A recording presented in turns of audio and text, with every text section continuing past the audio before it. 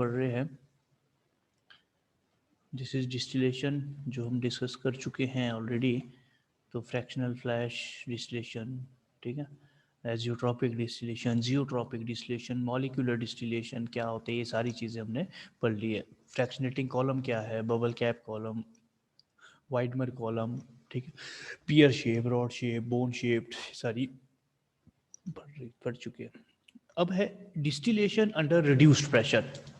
बहुत most common and most important सा parameter है। क्यों इम्पॉर्टेंट है? बिकॉज अगर हम बात करते हैं ऐसे डिग्रेडेबल सब्सटेंस की जो कि आपका हीट सेंसिटिव होते हैं, थर्मोलाइबल सब्सटेंस होते हैं, ठीक है, थर्मोलाइबल सब्सटेंस होते हैं, उनको कैसे हम डिस्टिलेट करेंगे, या हम दूसरे वे से बोल सकते हैं कि अगर मैं आपको बोलूं कि मुझे रूम टेम्परेचर या मुझे 40 डिग्री पे वाटर को हीट करना है या उसका वेपर फेस बनाना है, तो वो कैसे पॉसिबल है? ठीक है, तो एक्चुअली अगर हम मैकेनिज्म की बात करें तो बॉइलिंग पॉइंट क्या होता है किसी भी सब्सटेंस का, जब उसका वेपर प्रेशर इक्वल हो जाएगा एटमॉस्फेरिक प्रेशर के, सभी को पता है।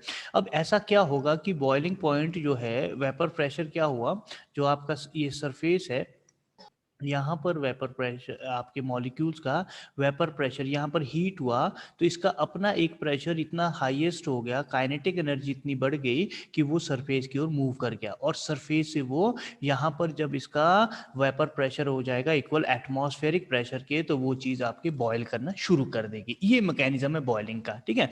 तो ये मैकेनिज्म है डिस्टिलेशन का। तो इवेपोरेशन में क्या होता है? इवेपोरेशन में हम काम करते हैं बिलो बॉइलिंग पॉइंट, ध्यान दे प्लीज, बिलो बॉइलिंग पॉइंट, ठीक है। बिलो बॉइलिंग पॉइंट का मतलब है कि मैंने आपको डिस्कस भी किया था कि हमने जो वो आपके सब्सटेंस है वो सरफेस से रिमूव करने हैं, सरफेस से वेपोरेट करने हैं, ऊपर की ओर निकालने हैं। यहाँ पर बॉइलिंग पॉइंट मतलब यहाँ पर नहीं होगा आपका वेपर प्रेशर, या बॉइलिंग जो ये सब्सटेंस है इसका वेपर प्रेशर इक्वल नहीं होगा किसके, एटमॉस्फेरिक प्रेशर का, लेकिन फिर भी ये ऊपर की ओर जाएगा बिकॉज सरफेस पे काम करेगा ये। तो ठीक है, अभी आगे मॉलिक्यूलर डिस्टिलेशन में हम इसको समझेंगे डिटेल में। वैसे इवेपोरेशन प्रोसेस आप समझ चुके हैं, हमने ऑलरेडी एक पूरा टॉपिक कंप्लीट कर दिया है, ठीक है। तो यहां पर हमने क्या करना है, या दो चीजें आई सामने, या तो वेपर प्रेशर को इतना हाईएस्ट कर दो कि वो एटमॉस्फेयर प्रेशर के बराबर हो जाएगा, या क्यों ना मैं ऐसा करूं एटमॉस्फेरिक प्रेशर को ही डिक्रीज कर दूं कि वो लोएस्ट रेंज में पहुंच के वेपर प्रेशर के इक्वल हो जाए 37 डिग्री पे या 40 डिग्री पे। तो अब अगर तो हम एनवायरनमेंट की बात करें तो ये पॉसिबल नहीं है। तो इन सीटू प्रिंसिपल में, या एक ऐसे एनवायरनमेंट में जहां हम इसको वैक्यूम के थ्रू जोड़ देंगे तो इसका एटमॉस्फेरिक प्रेशर कम कर देंगे, ठीक है। तो यहाँ पर रोल किसका है, वैक्यूम का। तो बाकी बिल्कुल सेम ये सिंपल डिस्टिलेशन की तरह है। अगर मैं बोलूं कि सिंपल डिस्टिलेशन में मैं वैक्यूम लगा दूं तो ये बन जाएगा डिस्टिलेशन अंडर रिड्यूस्ड प्रेशर। अब देखो ये क्या बोलता है, distillation under reduced pressure may be stated as distillation process in which liquid is distilled at the temperature lower than its boiling point by application of vacuum. देखो इसको distilled कर रहे हैं लोअर देन बॉइलिंग पॉइंट। अब water का boiling point है 100 degree, लेकिन मैं कर रहा हूं इसको 40 डिग्री में। कैसे? थ्रू एप्लीकेशन ऑफ वैक्यूम, ठीक है। वैक्यूम पंप, सक्शन पंप, ये कौन से पंप होते हैं? ये नेगेटिव प्रेशर होते हैं। दो तरह के प्रेशर इंड्यूस होते हैं, एक नेगेटिव होता है, एक पॉजिटिव होता है। नेगेटिव होता है सक करना, सक्शन पंप, जिसको घरों में वैक्यूम पंप लगे होते हैं साफ करने के लिए, है ना, और वो होता है नेगेटिव प्रेशर, वो अपनी ओर सक करेगा। और पॉजिटिव होता है छोड़ेगा, पॉजिटिवली प्रेशर को छोड़ेगा, ठीक है। ये आपका इसमें रहेगा। Distillation under reduce pressure is based on the principle of simple distillation with some modification, जो मैंने आपको बताया था। अब प्रिंसिपल क्या है? देखो मैकेनिज्म बिल्कुल सेम है, प्रिंसिपल बिल्कुल सेम है, सिर्फ और सिर्फ यहाँ वैक्यूम लगाया है और दो आपके कैपिलरी लगाई है, थर्मामीटर लगाया है। ये बाद में डिस्कस करेंगे क्यों लगाया है, यहाँ पर वैक्यूम लगाया है, ठीक है। तो liquid boils when vapour pressure is equal to atmospheric pressure, जैसे मैंने बोला था, प्रेशर ऑन इट्स सरफेस, ये भी मैंने आपको बोल रहा था इसके सरफेस पे, ठीक है, इसके सरफेस पे। If the external pressure is reduced by application vacuum the boiling, external कौन सा, ये आपका atmospheric pressure, application applying vacuum the boiling point of the liquid decrease therefore liquid boil at a lower temperature, तो liquid हमारा boil हो सकता है low temperature पे।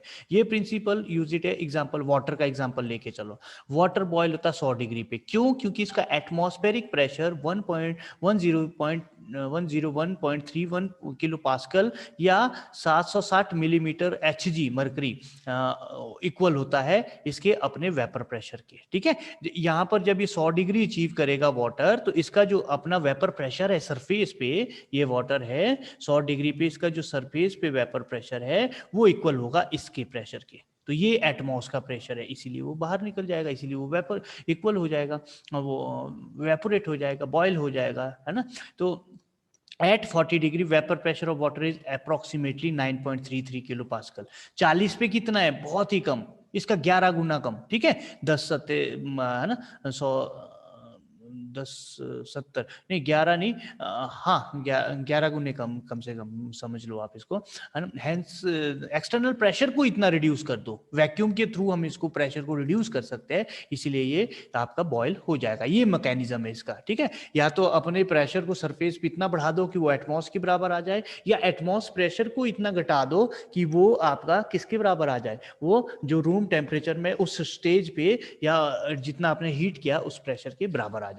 तो इंपॉर्टेंट फैक्टर इवेपोरेशन का क्या है, मास of vapour formed, vapour formed किसकी इक्वल है, vapour pressure of evaporating liquid और external pressure.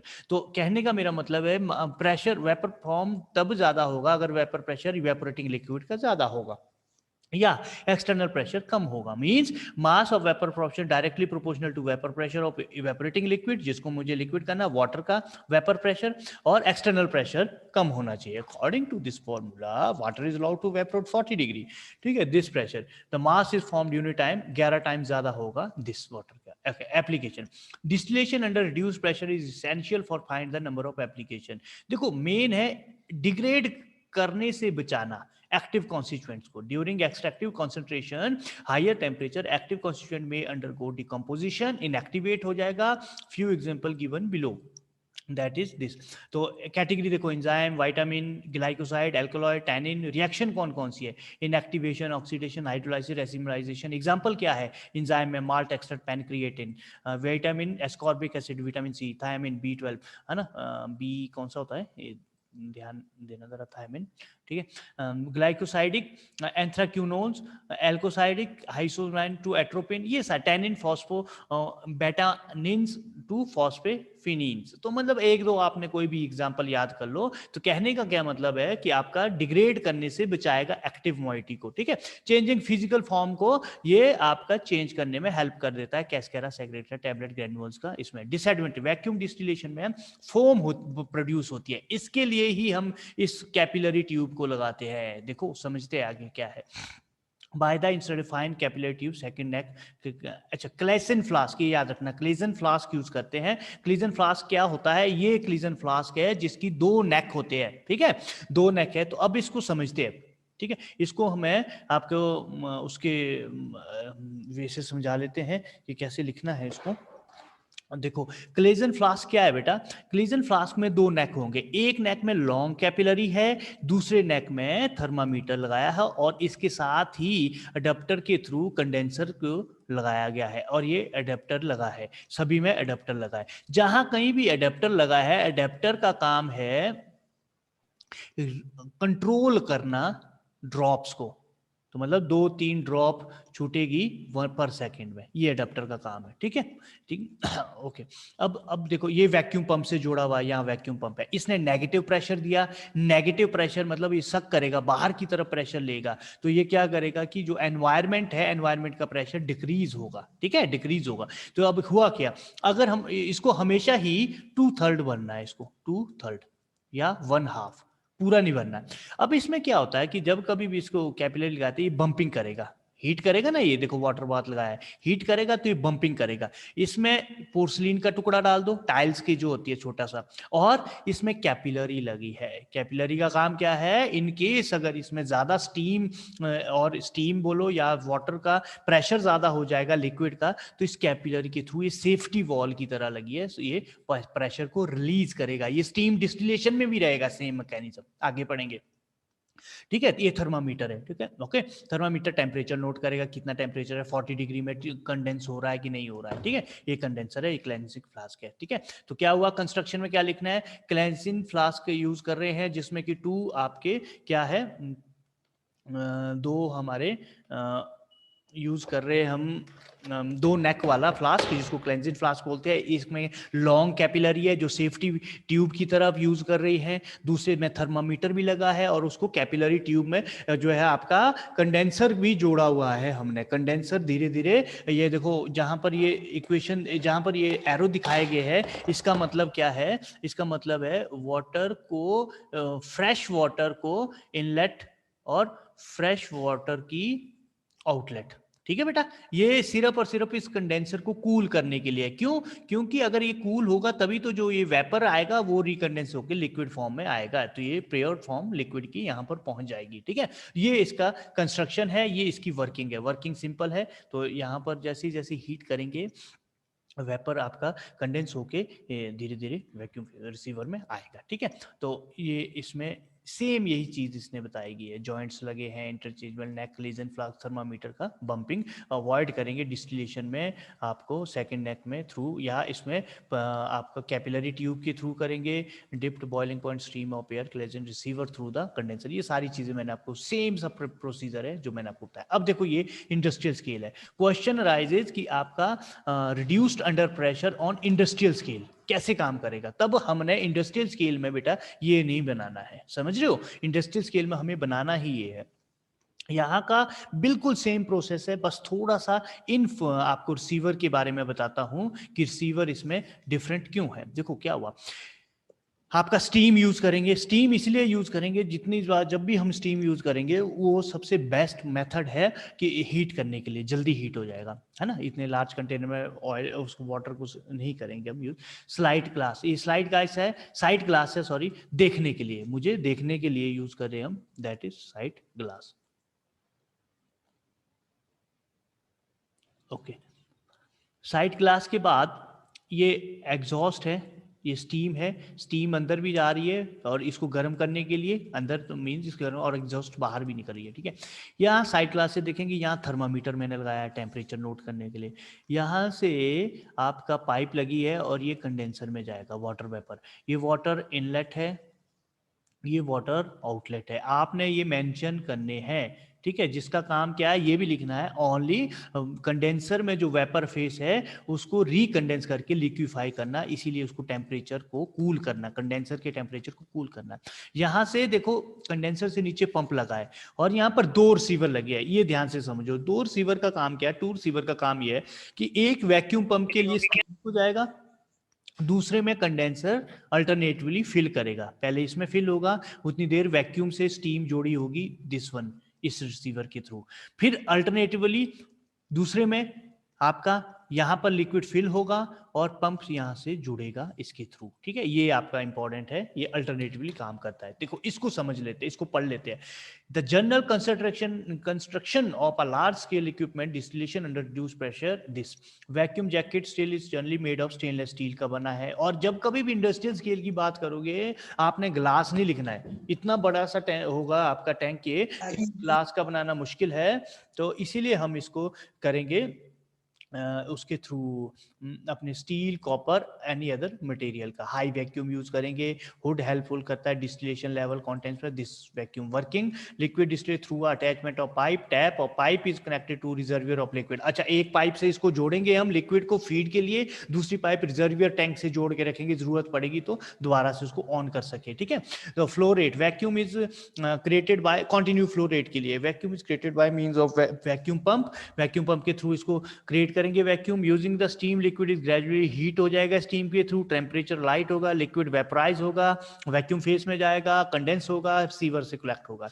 To receiver fitted होगा सुटेबल अरेंजमेंट ऑफ कॉक्स में, अल्टरनेटिवली यूज में, distillate being collected one this one vacuum, distillation stop to the flask sufficiently run off to the drain of the pipe bottom। ठीक है, ये देखो ये वाला important है जो मैं आपको समझा रहा हूँ। टू रिसीवर फिटेड है सुटेबल अरेंजमेंट ऑफ कॉक से, यहाँ ये दिस इज कॉक है ना, दो रिसीवर जुड़े हैं, so that can be use alternatively the distillate being collected from one while the other is connected to still under vacuum. एक आपका कनेक्ट हुआ है कंडेंसर से, दूसरा हुआ है वैक्यूम से, डिस्टिलेशन स्टॉप नहीं होगी और कॉन्टिन्यूटली चलती रहेगी। ठीक है, ये आपका था steam under reduced pressure. Reduced pressure मतलब जहां पर हम टेम्परेचर को आपके यूज कर सकते हैं। अब ये इसमें क्वेश्चन राजेश कि ये फ्लैश डिस्टिलेशन से कैसे डिफरेंट है, ये फ्लैश से कैसे, फ्लैश में क्या है, फ्लैश में हमने sorry pressure reducing wall use कर रहे हैं, प्रेशर रिड्यूसिंग वॉल यूज कर रहे हैं, यहां से आ रहा है वैक्यूम और वो यहां पर लिक्विड ही था, जैसे ही हमने प्रेशर रिड्यूसिंग वॉल लगाया वो वेपोराइज कर दिया, वेपोराइज से एकदम वेपर फेस में कन्वर्ट कर दिया, लेकिन टेम्परेचर उसके लिए वही था, टेम्परेचर वही था। जैसे आपका 100 है तो हमने इसको 90 डिग्री पे टेम्परेचर रखा इसका 90 डिग्री पे। फ्लैश में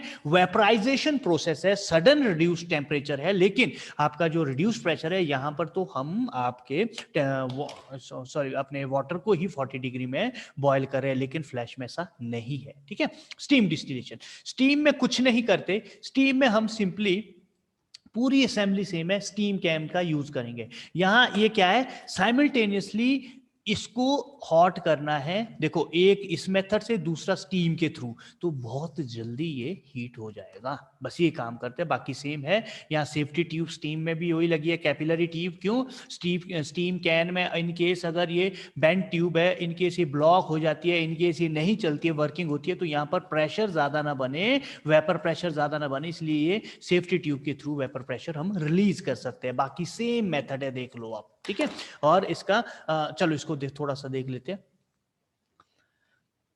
स्टीम डिस्टिलेशन को हम डिफरेंशियल डिस्टिलेशन यूज बोलते हैं, ठीक है, बोलते हैं method distillation carried with the aid of steam and use for the separation of high boiling substance from the non volatile impurities. कहां से, हाई बॉइलिंग सब्सटेंस के लिए यूज करते हैं जिसका टेम्परेचर 300 200 250 डिग्री है, उसके लिए हम बोथ साइमल्टेनियसली हीट करेंगे, एक इस पर्टिकुलर स्टिल के अंदर, दूसरा स्टीम के थ्रू। ठीक है, तो नॉन वोलेटाइल जो है हमें उससे नॉन वोलेटाइल इंप्यूरिटीज से निकालेंगे, डिस्टिलेट करेंगे इसको। क्यों, अच्छा, high boiling point liquid can not be purified, simple distillation से नहीं हो सकता ये प्यूरिफाई, तो इसलिए मिक्सचर को डिकम्पोज करता है हायर टेम्परेचर में। अच्छा, वो क्या होता है कि वो डिकम्पोज होगा हायर टेम्परेचर में। ठीक है, in such case employ steam distillation is separate, immiscible liquid को भी सेपरेट करते हैं, which is insoluble in water, not decompose by. ये कौन सा सब्सटेंस यूज करते हैं, जो कि डिकम्पोज नहीं हो रहा है हीट से और आपका इनसॉल्युबल है वाटर में, उसको हम यूज कर सकते हैं डिफरेंशियल डिस्टिलेशन के लिए। प्रिंसिपल मिक्सचर ये है, begin to boil when the sum of the vapour pressure is equal to atmospheric pressure, इसमें भी प्रिंसिपल ध्यान से समझना। ठीक है, in case of mixture water and turpentine, ये बड़ा इंपॉर्टेंट सा कॉन्सेप्ट है। Mixture boil below the boiling point at pure water through the turpentine boil much higher temperature than that of the water. ठीक है, तो इसमें क्या है कि टर्पेंटाइन का होता है 140 डिग्री लगभग और आपका वाटर का है 100, तो जब इसको मिक्सचर को यूज करते हैं तो ये 100 से नीचे ही हीट हो जाएगा। क्यों, देखना अभी, mixture boil below the boiling point of pure water through turpentine boil much higher temperature than water. For example, boiling point of turpentine is 160, 140 नहीं 160 है, but when it is mixed with the water and heated, the mixture boil about इतने 95 पे ये mix हो जाता है, boil हो जाता है। At this temperature vapor pressure of water and the turpentine, ये देखो इतना है, जो कि इक्वल हो जाता है vapour pressure of external atmospheric pressure के।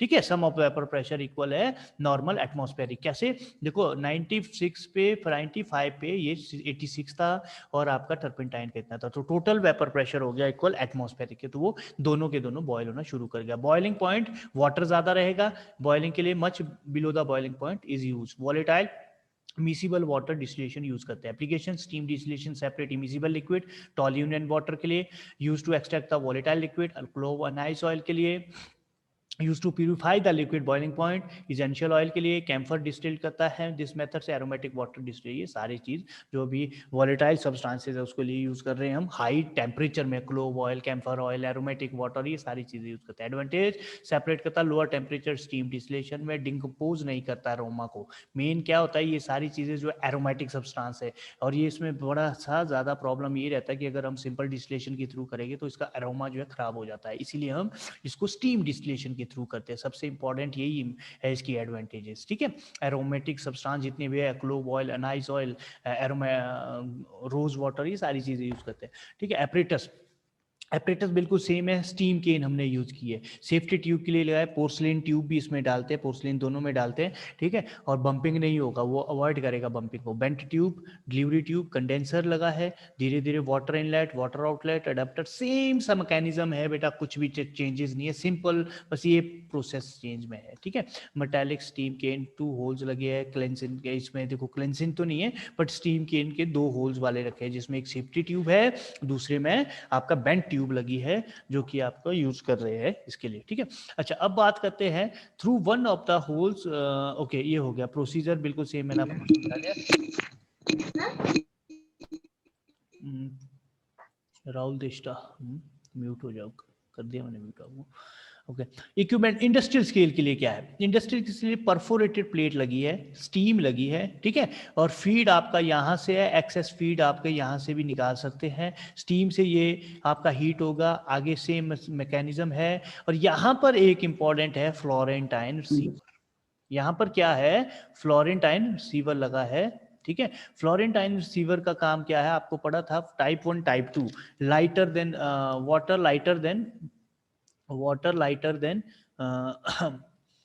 ऑयल, ठीक है। टाइप 2, टाइप 1 है light oil, water lighter than water, ठीक है। ये सारी चीज़ें आपने पढ़ना है, कौन सा रिसीवर लगा है वो चीज़ देखनी है।